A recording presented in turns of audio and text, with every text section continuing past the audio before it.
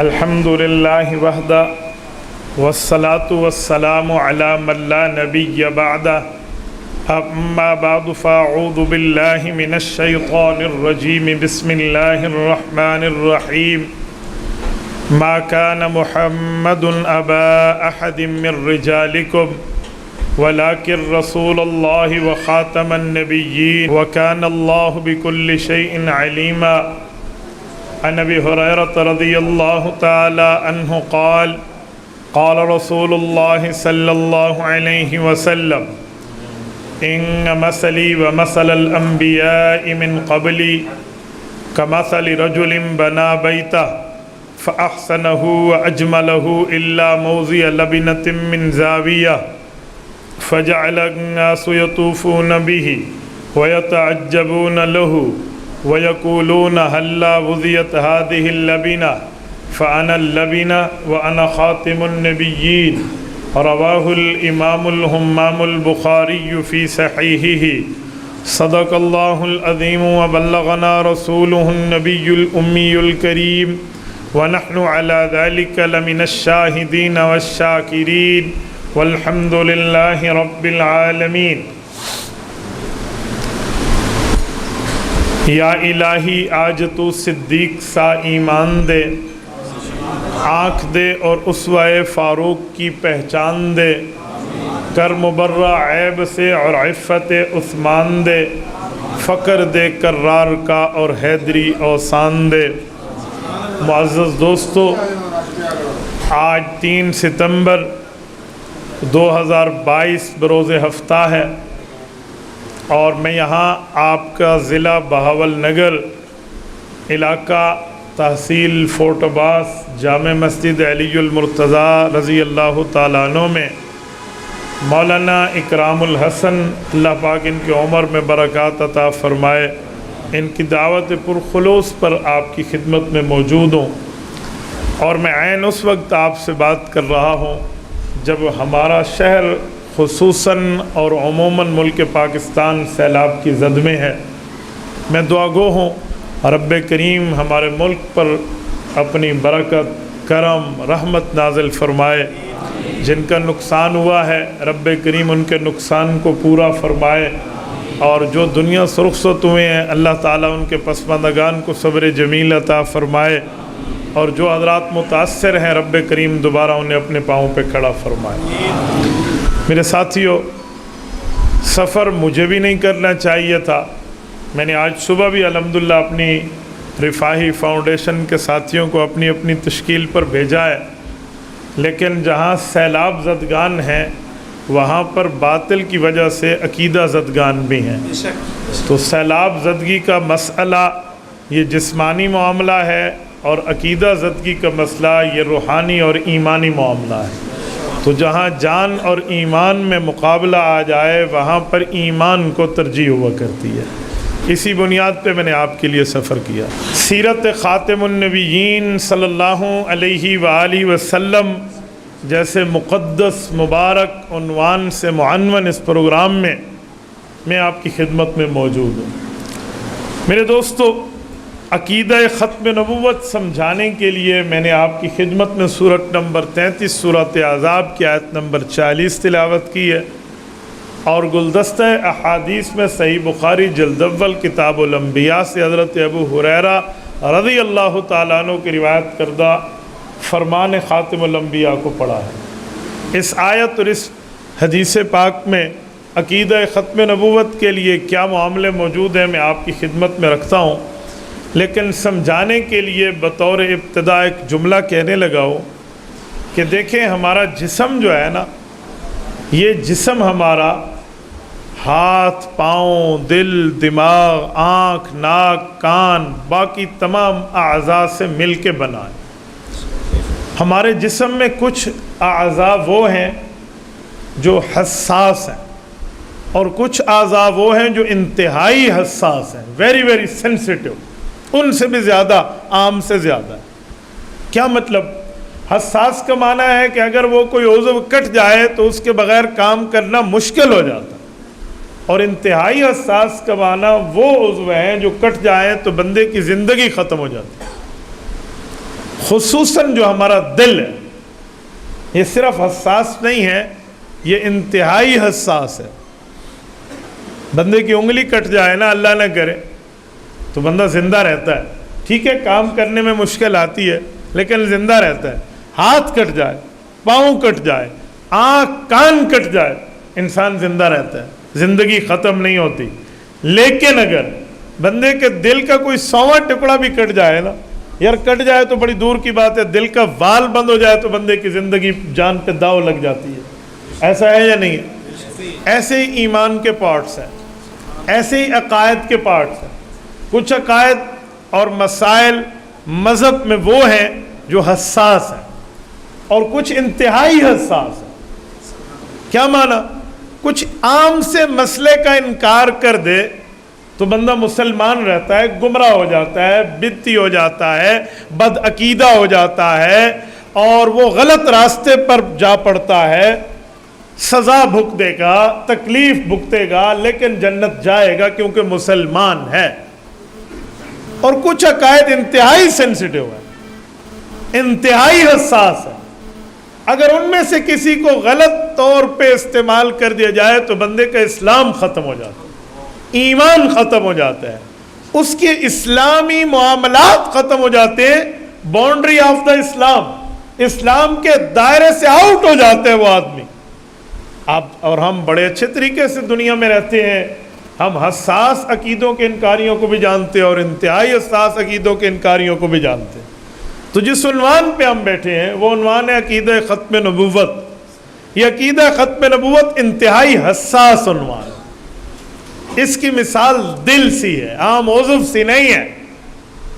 اگر یہ اوپر نیچے ہو جائے اور اس عقیدے میں کوئی 2 نمبری لائے تو اس کے اسلام کی عمارت دھڑام سے گر جائے گی، وہ مسلمان ہی نہیں ہوگا۔ آج کل جو ہمارے سامنے لبرل طبقہ ہے یا وہ لوگ جو علماء سے متعلق نہیں ہیں اور وہ دین کے بارے میں بیسک پوائنٹس، بنیادی باتیں بھی نہیں جانتے، لیکن ان کے دل میں دین کا درد ہے اگرچہ دین کا علم نہیں ہے، وہ ہم سے سوال کرتے ہیں کہ قادیانیوں کے لیے اتنی سختی کرتے ہو آپ؟ قادیانی تو کلمہ پڑھتا ہے، قادیانی کلمہ پڑھتا ہے، قرآن کو قرآن مانتا ہے، اذان دیتا ہے، نماز پڑھتا ہے، بلکہ قادیانیوں کے ہاں تو 6 نمازیں ہیں، تہجد بھی ان کے ہاں فرض اور واجب کے درجے میں، تو اسی 5 پڑھنے انہیں 6 پڑھنے، تو وہ کہیں گے وہ ہم سے ایک نماز زائد پڑھ رہے ہیں، آپ انہیں غیر مسلم کہہ رہے ہیں۔ میں کہتا ہوں سنو، دنیا کا کوئی یہودی اٹھا لو یا دنیا کا کوئی عیسائی اٹھا لو جو اسلام سے پہلے دنیا میں موجود ہیں، ان سے پوچھتے ہیں کہ تم اپنے مذہب والا کسے سمجھتے ہو؟ تو یہودی کہتے ہیں، توجہ، یہودی کہتے ہیں جو بندہ حضرت موسیٰ علیہ السلام کو مانے اور تورات کو مانے وہ یہودی ہے۔ تو ہم کہتے ہیں بھائی جو عیسائی ہیں وہ یہودی ہیں؟ کہتے ہیں نہیں۔ کیوں یہودی نہیں ہیں؟ تمام یہودی حضرت عیسیٰ علیہ السلام کے ساتھ ساتھ حضرت موسیٰ کی قدر کرتے ہیں۔ جو اوریجنل عیسائی ہیں، کرسچن جو اصل شکل میں ہیں، وہ کہتے ہیں حضرت موسیٰ علیہ السلام اللہ کے نبی ہیں اور تورات اللہ کی کتاب ہے۔ تو یہودی اسے یہودی تسلیم کیوں نہیں کرتا؟ وہ کہتے ہیں بھائی ٹھیک ہے، وہ حضرت موسیٰ علیہ السلام کو اللہ کے نبی مانتے ہیں، تورات کو اللہ کی کتاب مانتے ہیں، لیکن اس کے بعد ایک اور نبی کو مانتے ہیں جس کا نام عیسیٰ علیہ السلام ہے، وہ یہودی نہیں ہو سکتے۔ ہم نے کہا اوکے، ہم عیسائیوں کے پاس آتے ہیں کہ عیسائیوں ہمیں ایک بات آپ بتا دو، ایک مسلمان ہے جو رسالت مآب علیہ السلام کو خاتم النبیین تسلیم کرتا ہے، لیکن وہ حضرت عیسیٰ علیہ السلام کو بھی نبی اللہ کا مانتا ہے، حضرت موسیٰ علیہ السلام کو بھی اللہ کے نبی مانتا ہے، وہ تورات کو بھی اللہ کی کتاب مانتا ہے، انجیل کو بھی اللہ کی کتاب مانتا ہے مسلمان، قرآن بھی مانتا ہے، حضور کو بھی مانتا ہے۔ کیا عیسائی اسے عیسائی یا یہودی اسے یہودی تسلیم کریں گے؟ نعوذ باللہ۔ کہتے ہیں نہیں۔ تو بھائی کیوں نہیں؟ ہم نے یہودیت کو کہا کہ ہم حضرت موسیٰ اور تورات مانتے ہیں، عیسائیت کو کہا کہ ہم حضرت عیسیٰ اور انجیل مانتے ہیں، آپ ہمیں کیوں مسلمان کہتے ہو، اپنے مذہب والا نہیں کہتے؟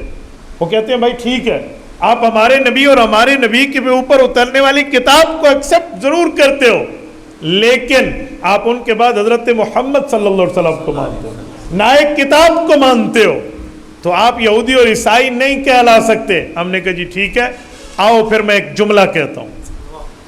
اسی بنیاد پر قادیانی کلمہ پڑھے وہ پھر بھی مسلمان نہیں ہے، وہ روزہ رکھے وہ پھر بھی مسلمان نہیں ہے، وہ نماز پڑھے وہ پھر بھی مسلمان نہیں ہے۔ بھائی بنیاد کیا ہے؟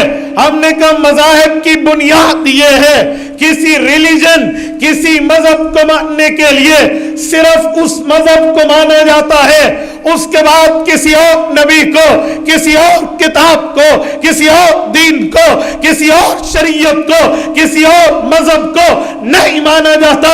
جب یہودی حضرت موسیٰ کو نبی مان کے، تورات کو اللہ کی کتاب ماننے کے باوجود عیسائیوں کو یہودی نہیں مانتے کہ وہ بعد میں ایک نئے نبی حضرت عیسیٰ کے قائل ہے، اسی طرح یہودی اور عیسائی ہمیں باوجود ہے کہ حضرت موسیٰ اور عیسیٰ علیہ السلام کو اللہ کے نبی اور ان کی کتابوں کو اللہ کی کتاب ماننے کے باوجود اپنے مذہب کا حصہ نہیں سمجھتے، تو ہم قادیانیوں کو کہتے ہیں دنیا کے مذاہب کا اصول ہے اس نبی کو مانو، اس نبی پر اترنے والی کتاب کو مانو، تم اس مذہب کے پیروکار ہو۔ قادیانی حضور پاک کے بعد مرزے کو مانتا ہے، قرآن کے بعد اس کی کتاب تذکرۃ الوحی کو اللہ کی وحی مانتا ہے۔ یہ کیسے مسلمان؟ یہ کیسے مسلمان ہے؟ نیا نبی مان کے، اس کی کتاب کو نئی کتاب مان کے، جبرائیل امین کے بعد ٹیچی نامی ایک جعلی فرشتے کو مان کے، فیک اینجل حضرت عیسیٰ علیہ السلام تو حضرت جبرائیل علیہ السلام تو ایک اوریجنل اینجل ہے نا، اصل فرشتے ہیں۔ مرزا کہتے ہیں ٹیچی ایک فرشتہ ہے، وہ فیک اینجل ہے، وہ فرشتہ نہیں ہے، وہ فرشتے کو ٹچ دے رہا ہے، جیسے ایک اسلام ہوتا ہے ایک اسلامی ٹچ ہوتا ہے، اس میں بڑا فرق ہے بھائی۔ اسلام ہوتا ہے، اسلامی ٹچ لوگ اپنے مفادات کے لیے دیتے ہیں۔ ایسے ہی مرزا نے اینجل نہیں مانا، اینجلی ٹچ کیا ہے کہ ٹیچی فرشتہ ہے، وہ اسلام نہیں ہے، وہ مذہب نہیں ہے، وہ شریعت نہیں ہے، یہ اپنے معاملے کو خود مان رہا ہے۔ تو بھائیو وہ کیسے مسلمان ہو؟ تو ایک نہ ایک 1000 بار کلمہ پڑھے، ایک نہ 1,00,000 بار نماز پڑھے، ہمیں اس کی نماز اور اس کے کلمے کے بعد نئے جھوٹے نبی کو نبی اور نئی جھوٹی کتاب کو اللہ کی وحی کہنا، اسے اسلام سے باہر کرنا۔ تو بہت آسان سی بات، یہ ایسی بات نہیں ہے جو اس کے سمجھانے کے لیے کوئی فلسفیانہ اور منطقی آنا کوئی طریقے اور ترتیبیں بتائی جائیں۔ یہ 2 اور 2 4 کی طرح بات واضح ہے، یہ 2 اور 2 4 کی طرح، جسے کہتے ہیں اظہر من الشمس، روز روشن کی طرح واضح ہے کہ قادیانیوں کا اسلام سے کوئی واسطہ نہیں۔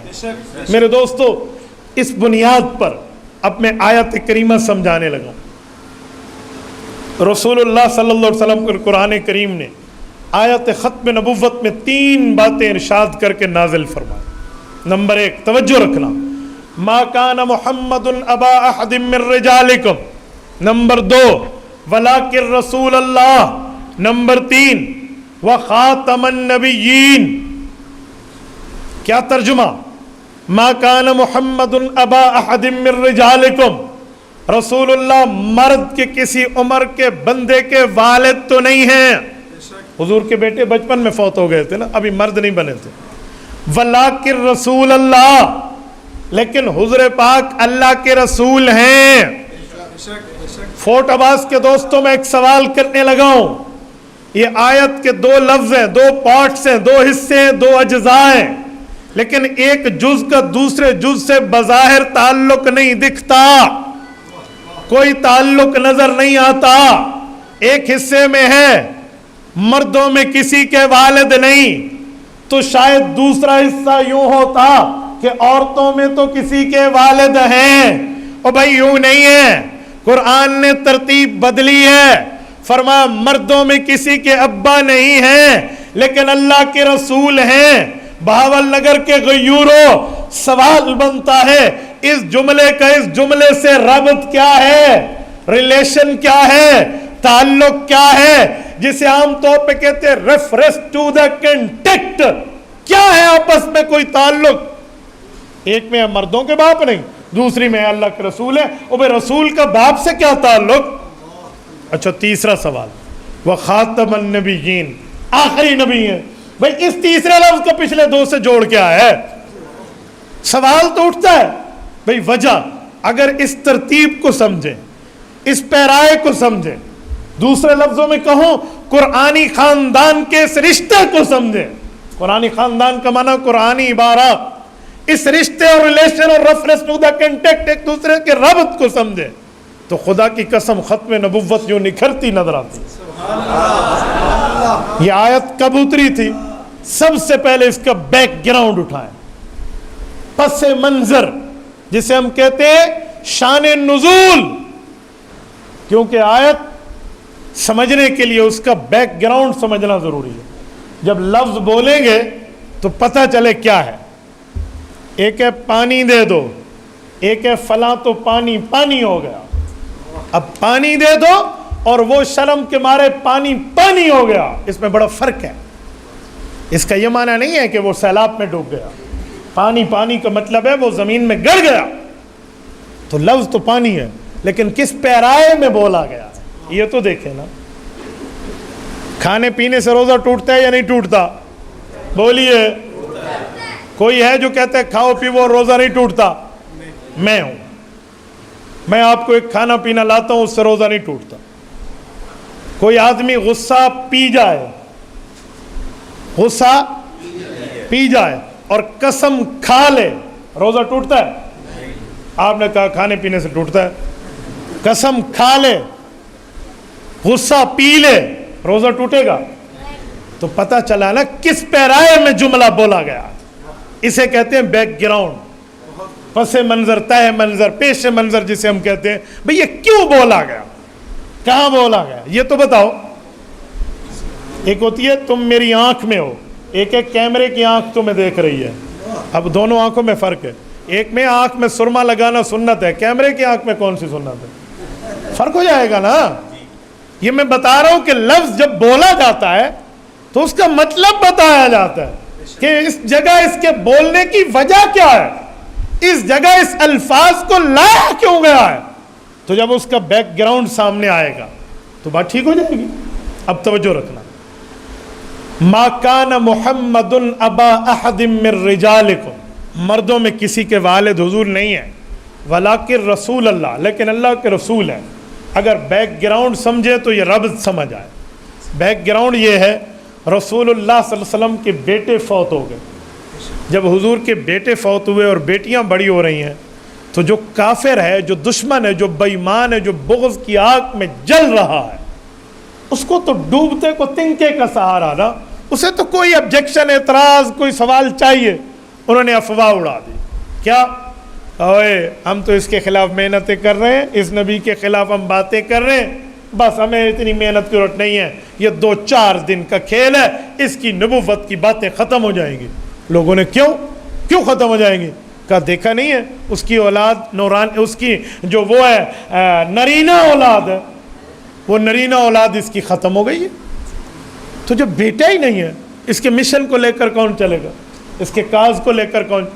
ابھی بھائی فرما رہے تھے نا کہ ہمارے والد محترم کی جگہ پر ہے، ہو گیا، سلسلہ چل رہا ہے۔ تو کافروں نے اس طرح کے معاملے پہ اعتراض کی کہ سلسلہ نسب ہی نہیں ہے، جب نسل ہی نہیں چلے گی نعوذ باللہ تو اس کے کاز کو لے کر کون جائے گا، مشن کو لے کر کون جائے گا۔ تو رب کریم نے ان کی اس سوچ پہ تردید فرما، رد کیا، کافرانہ سوچ کو اٹیک کرتے ہوئے آیت اتری، فرمایا ما کان محمد ابا احد من رجالکم۔ اوے کافروں، تصویر کا ایک رخ دیکھ رہے ہو، اوے تصویر کا ایک رخ دیکھ کر فیصلے نہیں لیے جاتے۔ ما کان محمد ابا احد من رجالکم، ٹھیک ہے مردوں میں تو کسی کے والد نہیں، ولیکن رسول اللہ، لیکن یہ اللہ کے رسول ہیں، ओए अबुवत जो होती है, अब्बू होना, उसको नस्ल चाहिए। कौन सी?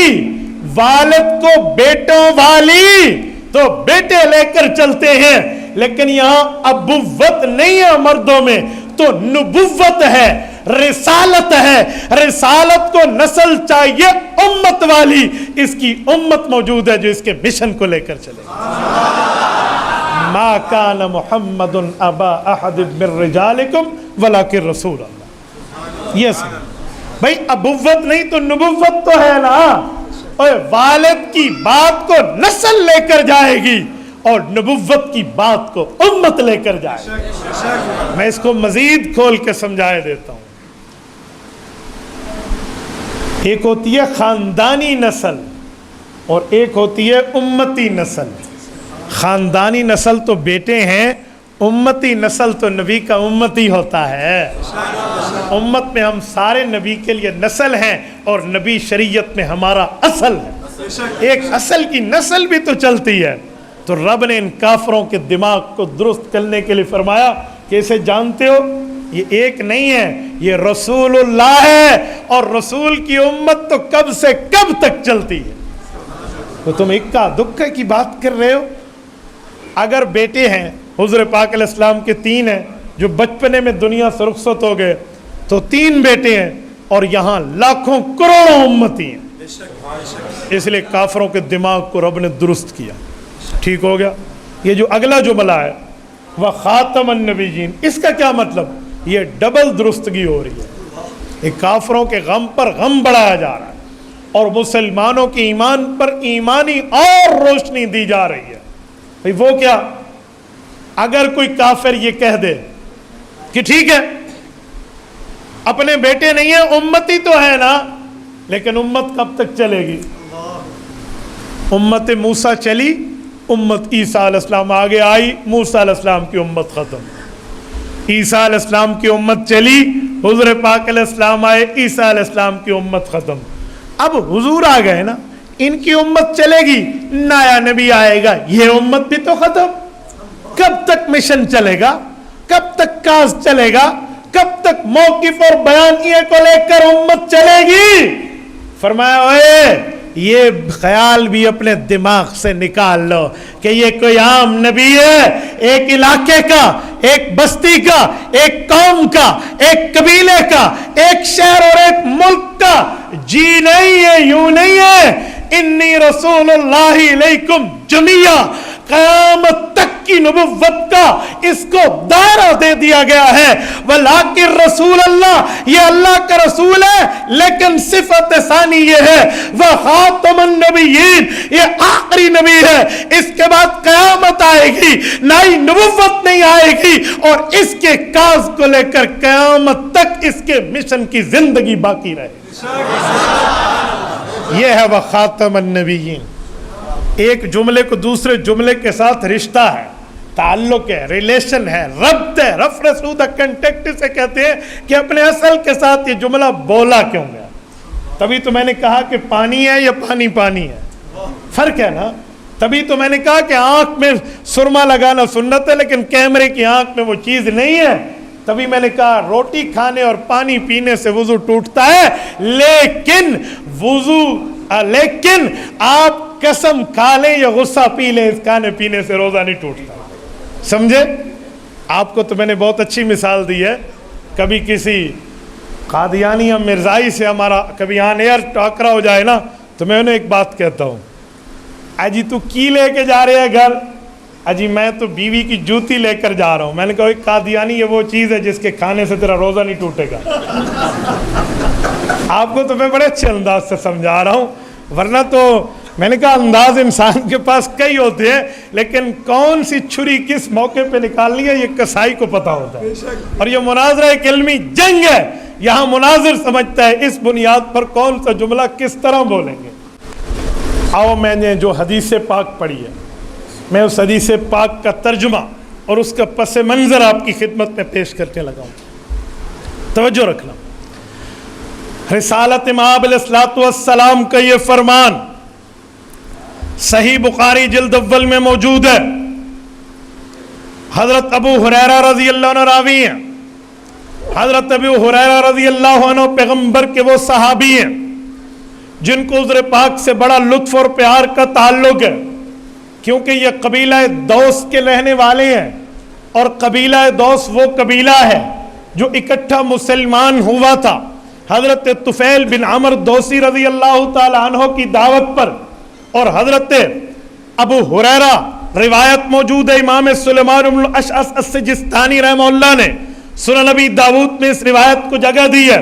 حضرت ابو ہریرہ اپنے بارے میں فرماتے تھے میری قوم کا نام لے کر اللہ کے رسول مجھے بلاتے، اور مسجد میں ایک مرتبہ میں نہ ملا تو فرمایا لوگو من احس الفتى الدوسیہ، فرمایا قال به ثلاث مرات، فرمایا 3 مرتبہ اللہ کے رسول نے میری قوم کا نام لے کر کہا. ایک قبیلہ دوس کا دوسی نوجوان ابھی یہاں گھوم رہا تھا، کسی نے دیکھا تو اسے مجھ تک بلائے. حضرت ابو ہریرہ کہتے ہیں مجھے سعادت ہے ختم نبوت پر یہ حدیث پاک نقل کرتے ہیں بہاول نگر کے غیوروں حضرت ابو ہریرہ نے وہ واقعہ بتایا، سمجھایا، سنایا اور حدیث میں روایت کرایا ہے جس سے آپ کے اور میرے عقیدے کی بنیاد ہے، عقیدے کی بیس ہے، عقیدے کی تشریح ہے، عقیدے کی وضاحت ہے، عقیدے کی ایکسپلینیشن ہے. حضرت ابو ہریرہ فرماتے ہیں اللہ کے رسول کے پاس ہم صحابہ کرام جمع ہیں اور ہم یوں بیٹھے ہیں جیسے 14ویں چاند کے ارد گرد ستاروں کا جھرمٹ ہوتا ہے.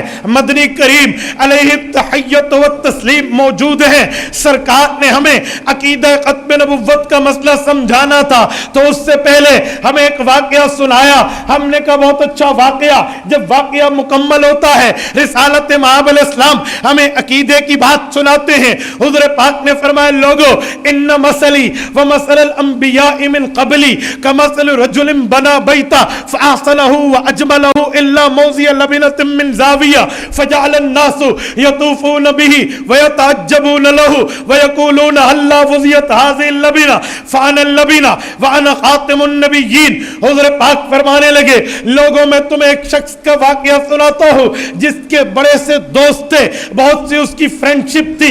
اس نے اپنے تمام دوستوں کو کہا لوگوں میں نے ایک گھر بنایا ہے، آؤ میں تمہیں دکھاؤں. اس بندے نے جب گھر بنایا، گھر بڑا خوبصورت، صحن بڑا خوبصورت، برآمدہ بڑا پیارا اور اس کے کمرے بڑے خوبصورت، اس کی بالکونیاں بہت اچھی، اس کے ساتھ اس کا ڈریسنگ روم جو پوری ترتیب میں ایک محل چاہیے، ایک گھر چاہیے، ایک قصر اور ایک کوٹھی چاہیے، اس کی تمام لوازمات کے ساتھ. حضور پاک نے فرمایا اس بندے نے اپنے گھر کو آراستہ پیراستہ کیا، خوبصورت بنایا اور ہر قسم کی فیسلٹی اور سہولتوں سے فیسلیٹیٹ کیا اور پھر اپنے دوستوں کو کہا آؤ میں تمہیں وزٹ کراؤں، آؤ میں تمہیں دورہ کراؤں، آؤ میں تمہیں اپنی کوٹھی دکھاؤں، بنگلہ دکھاؤں، گھر دکھاؤں، مکان دکھاؤں.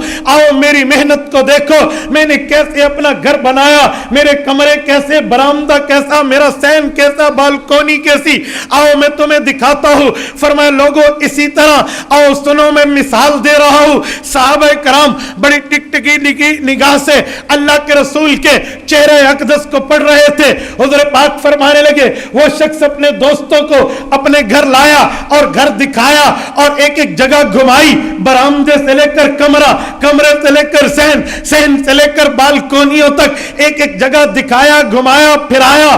دوست بڑے خوش ہوئے، بہت اچھا گھر، بہت اعلیٰ گھر، بہت بہترین گھر، اس جیسی کوٹھی تو کوئی نہیں یار، تو نے واہ واہ بنایا ہے. لیکن دوستوں نے چلتے ہوئے، تعریف کرتے ہوئے، باتیں بتاتے ہوئے، توصیف کرتے ہوئے ایک اعتراض کیا، ایک سوال کیا، ایک اشکال لائے، ایک بات پوچھی.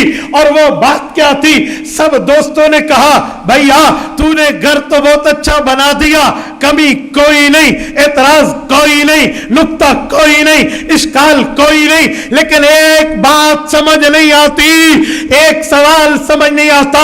اس نے کہا سوال کیسا؟ میں نے تو سارا گھر دکھایا، بتایا، سنایا اور پورا وزٹ کرایا، اب بتاؤ تمہیں سوال کیا پوچھنا؟ انہوں نے کہا پورا گھر مکمل، لیکن ایک جگہ باقی ہے، گویا ایک اینٹ کی جگہ، ایک خالی سپیس ہے، گنجائش ہے، یہ جگہ کیوں نہیں بنائی؟ اس نے کہا بتاؤ اگر یہ مکمل کر لوں پھر اعتراض ہوگا؟ کہا جی نہیں، اعتراض ڈھونڈتے رہے نہیں ملا، سوال ڈھونڈتے رہے نہیں ملا، اشکال لاتے رہے نہیں ملا، اس کو ہم نے دیکھا ہر طور سے کمپلیٹڈ، لیکن یہ ایک جگہ کنسٹرکشن باقی ہے، ایک جگہ تعمیری کام باقی ہے، یہ ہو جائے گھر پورا مکمل، کوئی اعتراض نہیں۔ انہوں نے کہا پھر اگر یہ پورا کر لو، کہا گھر پورا؟ حضور نے فرمایا لوگو آؤ تمہیں بتاتا ہوں، ان مثلی و مثل الانبیاء من قبلی، اور میری مثال ختم نبوت والی، مجھ سے پہلے انبیاء کی جاری نبوت والی مثال دیکھنی ہو کہ مثلی رجل، اس شخص کو دیکھو بنا بیتا، جس نے اپنا گھر بنایا، فاحسنہ و اجملا، خوبصورت بنایا، حسن دیا، جمال دیا، پیارا بنایا، الا موضع لبنہ، ایک جگہ کنسٹرکشن نہیں کی، ایک جگہ تعمیر نہیں کی، سب کچھ مکمل ہو گیا۔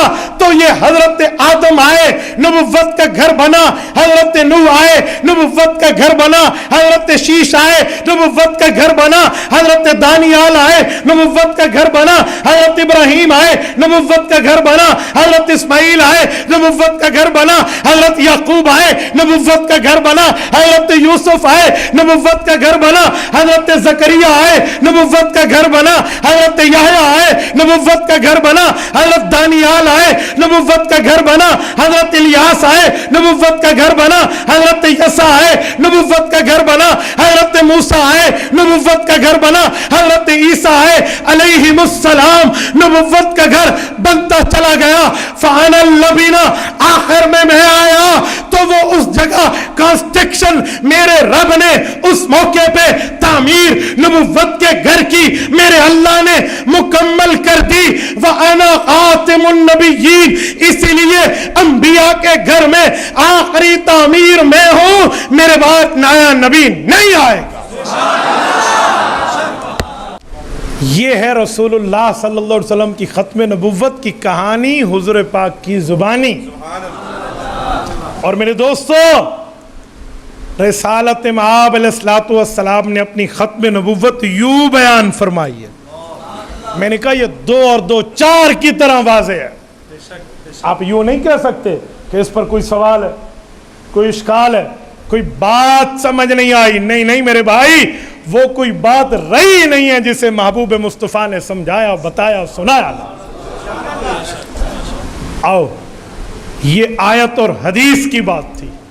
اب تیسرے نمبر پہ میں آپ کے ایمان پر غیرت کی دستک دیتے ہوئے عقیدہ ختم نبوت پر آپ سے 2-4 باتیں کرنے لگا ہوں کہ جب اللہ کا قرآن حضور پاک کو خاتم النبیین کہتا ہے، حضور پاک کی زبان اقدس خود کو خاتم النبیین کی صفت سے متصف کرتی ہے، تو ہم لوگ اس میں کتنی اپنی جوانی اور کتنا اپنی محنت کا دخل رکھتے ہیں، یہ ہمیں سوچنے کی بات ہے۔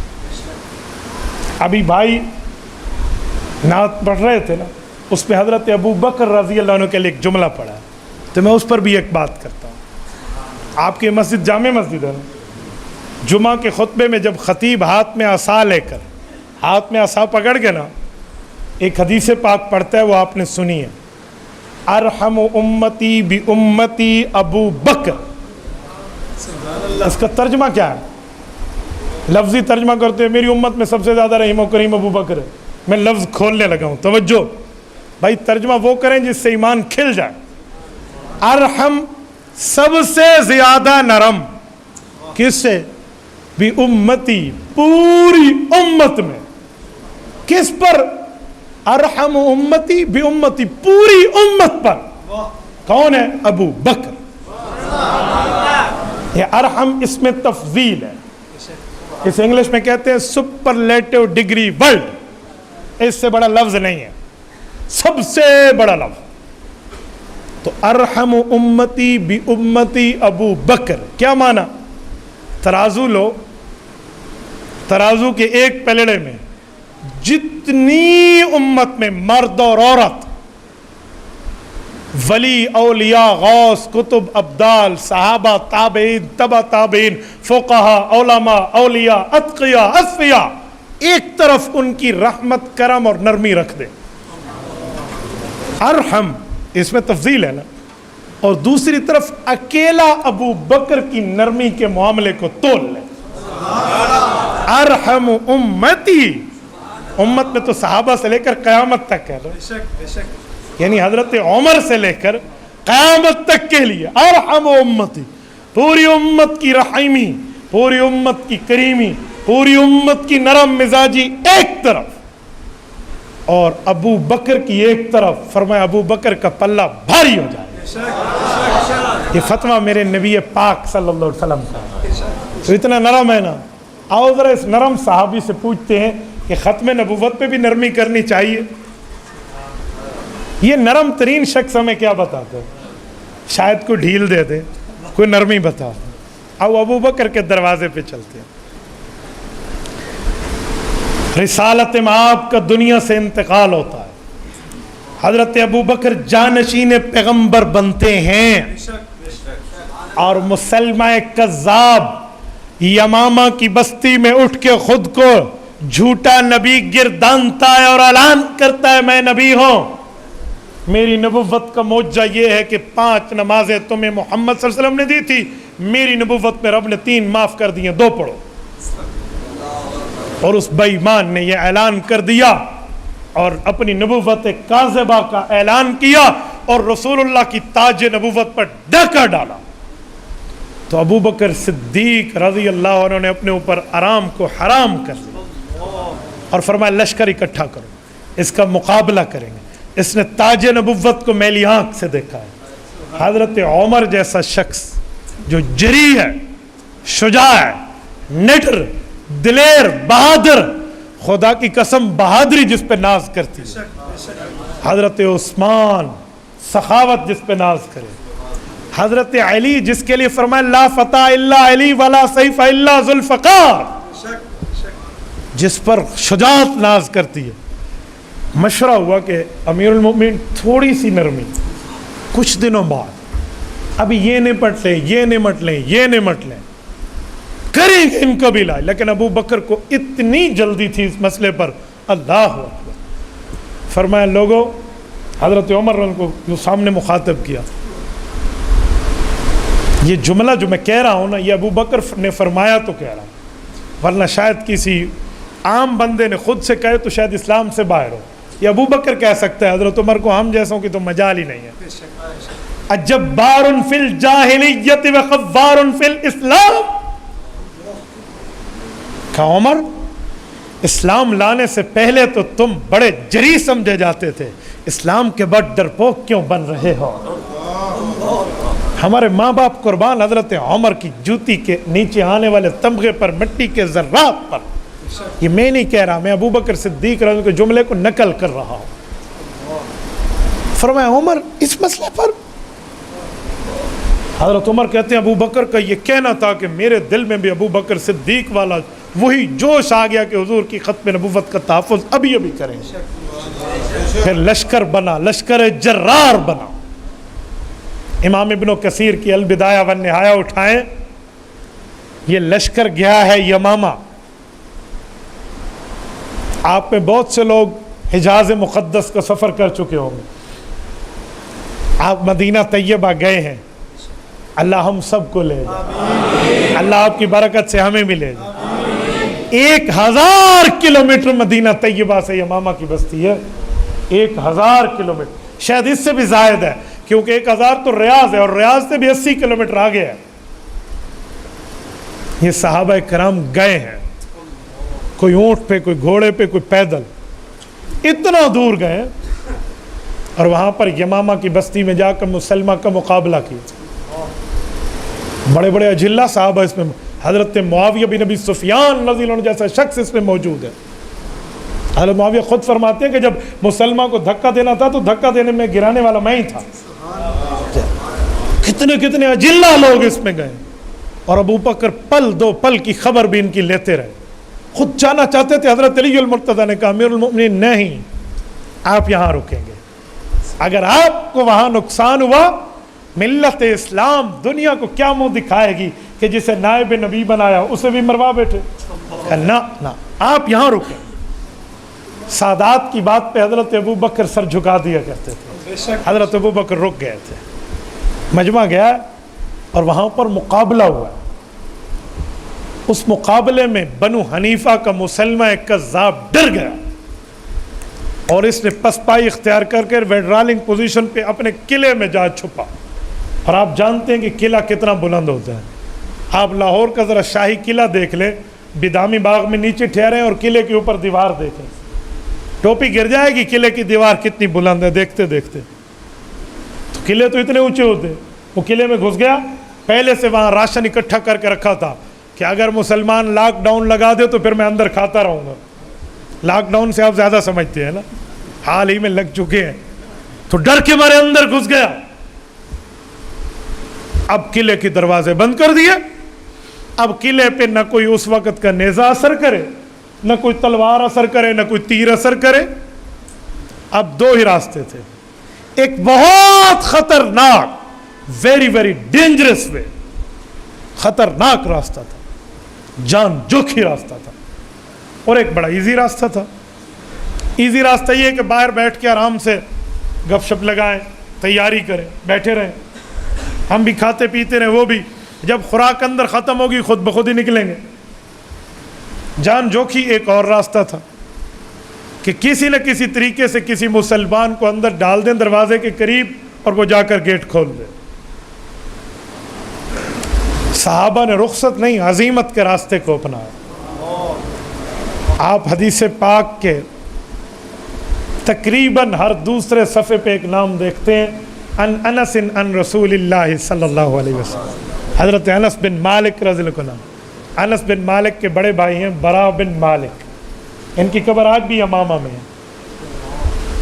اللہ کی قسم دنگ رہ جاتا ہے خدا کے سامنے ہمارا عقل کہ برا بن مالک نوجوان ہے، 1000 کلومیٹر دور اس کی قبر مدینہ طیبہ سے موجود ہے، اپنی ماں کو مدینہ طیبہ چھوڑ کے آئے، اس کے گھر والے وہی ہیں، بچے وہی ہیں، بیوی وہی ہیں، فیملی سسٹم وہی ہے، لیکن ختم نبوت کی تاج کی حفاظت کے لیے 1000 کلومیٹر سے زائد کے سفر میں کھڑے ہوئے اور کہا میں تیار ہوں، جس طرح مشورہ ہو مجھے اندر پھینک دو، شہادت ملنی ہے مجھے باہر ملے یا اندر ملے، کل قیامت میں رسول اللہ کا سامنا اس عالم میں کروں گا کہ یا رسول اللہ جب تک جان میں طاقت تھی، میری رگوں میں دوڑتا خون اور میری سانس کی نالیوں میں چلتا سانس تھا، میں نے آپ کی نبوت پر پہرا دیا۔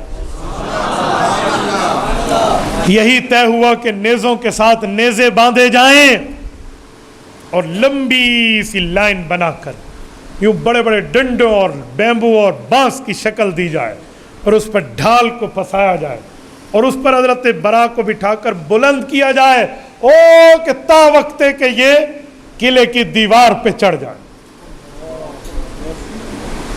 اس دوران قلعے کے جو رکھوالے ہیں نا، وہ جو اوپر ٹھہرے ہوئے ہیں، انہیں تیر بھی مار رہے ہیں، یہ تمہیں پتہ ہو، اور جب وہ تیر ماریں گے تو مجمع اس جگہ اندر سے جمع بھی ہو جائے گا، جب یہ چھلانگ لگائیں گے تو وہ کیا کریں گے، یہ سب کچھ ان کے سامنے ہے، لیکن رضاکارانہ طور پہ برا ابن مالک رضی اللہ عنہ نے خود کو پیش کیا۔ یوں ہی نیزے باندھے گئے، ڈھال پر اٹھایا گیا، اوپر پہنچایا گیا، انہوں نے اندر سے چھلانگ لگا۔ کفر کے جمگھٹے میں جب چھلانگ لگائی تو 80 سے زائد زخم انہیں لگے ہیں، لیکن یہ دیوار سے دروازے کی کنڈی کھولنے میں کامیاب ہو۔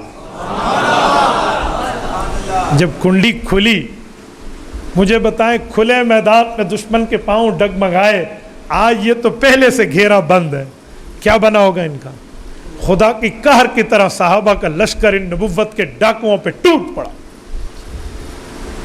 اور اتنا قتال ہوا، یقین مانے وہ کہتے ہیں پاؤں خون سے بھر گئے ہمارے۔ حضرت وحشی بن حرب رضی اللہ عنہ جن کے ہاتھوں سے حضرت حمزہ رضی اللہ عنہ کی شہادت ہوئی تھی حالت کفر میں.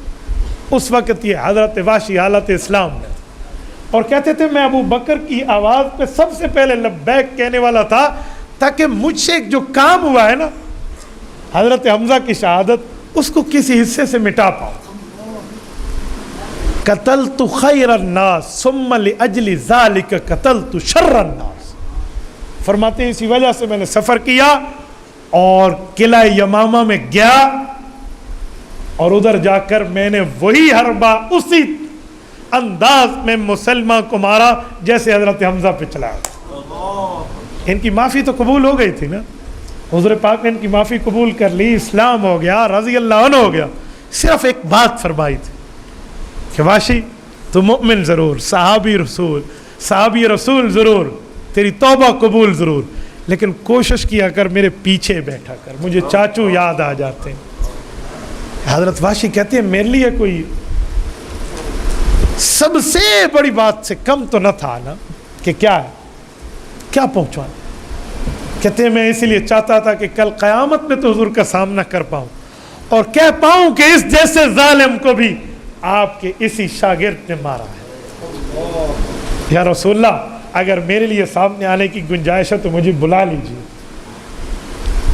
تو کہتے ہیں جب میں نے وہی حربہ تیار اسی انداز میں کیا تھا، اور ویسے ہی کہتے ہیں اسے حربہ دور سے میں نے دے مارا اور وہ فکس نشانے پہ لگا، اور جا کر جب وہاں لگا تو مسلمہ گرنے لگا، لڑکھڑایا. حضرت معاویہ نے دھکا دیا، حضرت ابو دجانہ نے اس کی گردن کاٹ دی. یہ ہے مسلمہ کذاب.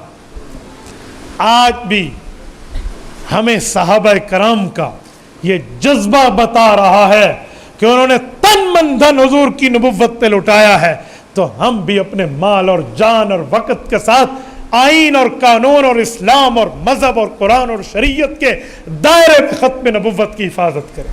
ہمیں بھی چاہیے. اس طرح کا کام تو حکومت کے ہاتھ میں ہوتا ہے نا. حضرت ابوبکر تو بائی اسٹیٹ کام کر رہے تھے نا. آج کے دور میں بھی یہ ذمہ داری حکومت کی ہے، اور ہم اہل اقتدار کو یہی بات سمجھاتے ہیں کہ یہ کام تمہارا ہے. اگر تم نے ختم نبوت پہ پیرا نہ دیا تو ہم نے دریاؤں کو چڑھ چڑھ کے اترتے دیکھا ہے. یاد رکھیں یہ کرسی اور اس کا مینڈیٹ ہے تو نبوت کے واسطے سے، ایسے نہیں ہے. میرے دوستو یہ ابو بکر صدیق کا دور ہے. جس میں بات کر رہا تھا کہ ساری امت کی نرمی ایک طرف، ابو بکر کی نرمی ایک طرف. یہ ابھی تو نرم ہے کہ اس نے یہ حشر کرا دیا ہے دشمنان ختم نبوت کا.